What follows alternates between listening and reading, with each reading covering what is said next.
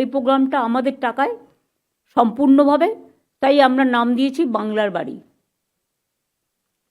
বাংলার বাড়ি গ্রামীণ এলাকায় এই কর্মসূচিটা আমি আগে চালু করছি, তারপরে আমি 42 জন 21টা জেলা থেকে এসছেন, 2 জন করে করে সিম্বলিক, তাদের হাতে অনুমতিপত্র তুলে দেবো।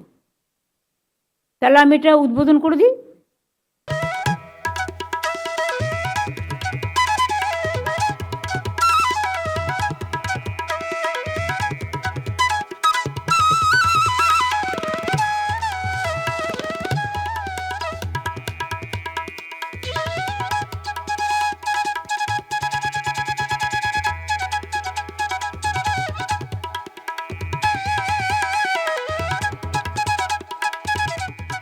এই টাকাটা সবার ব্যাংক অ্যাকাউন্টে পৌঁছে যাবে,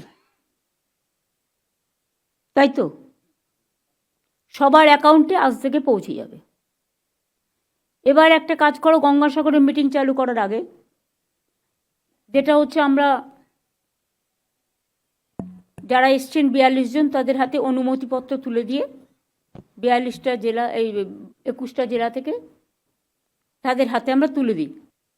আমরা 100 দিনের কাজের বদলে কর্মশ্রী প্রকল্প চালু করেছি, যেখানে যারা 100 দিনের কাজ করত, সংসার চালাতো, তারা যাতে 50 দিনের কাজ পায়। যখন 100 দিনেরও কাজ ছিল চালু, তখনও 30-40 দিনের বেশি হতো না।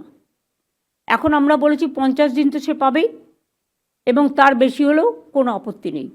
এটা নিয়ে আমরা কনভার্জেন্স করেছি। এবং এছাড়াও ঐক্যশ্রী, মেধাশ্রী, সেই স্কলারশিপগুলো আমরা দিচ্ছি। এখনো পর্যন্ত কেন্দ্রীয় সরকারের কাছ থেকে আমরা এগুলো সব বাবদ 1,71,000 কোটি টাকা পাই। আমাদেরই টাকা তুলে নিয়ে যাচ্ছে। এখন একটাই ট্যাক্স আপনারা জানেন, আর সব কিছুতেই শেষ বসাচ্ছে। শেষ বসালে টাকাটা রাজ্য সরকার পায় না।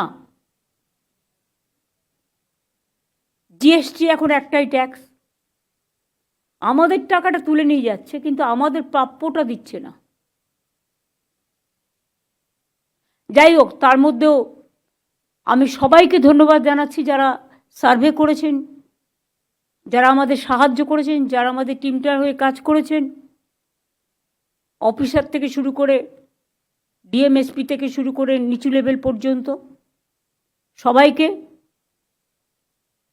এবং ইলেক্টেড মেম্বারও যারা আছেন নিচু লেভেলে তারাও করেছেন। আমরা যখন কথা দিয়েছি 12 লক্ষ লোকের টা আমরা এখন দেব।